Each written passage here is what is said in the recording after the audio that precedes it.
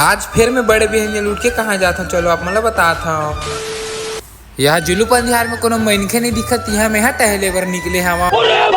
मैं हूँ मैं लहरस भरस रहेंगा दौड़त गिरत हफ्तत पहुँच जाता सतनाम चौक, जेमा मोर हालत खराब हो जाते।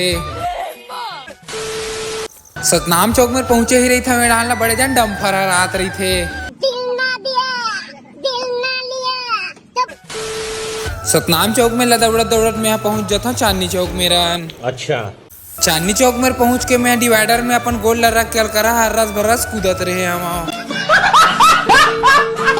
हर्रस भर्रस कूदे के बाद में एक गोड़ वो गोड़ के पाँव परे वाला व्यायाम करत रहे हम। पाँव परे वाला व्यायाम ला करे के बाद में हाथ उत्तर दूर डीप से मारे चालू कर देता हूँ। बड़े बिहनिया मौसम तो देखने रही थे, जल देख के दिल्हा गार्डन गार्डन हो जाते। तहन में निकल जाता हूँ घर जाबर।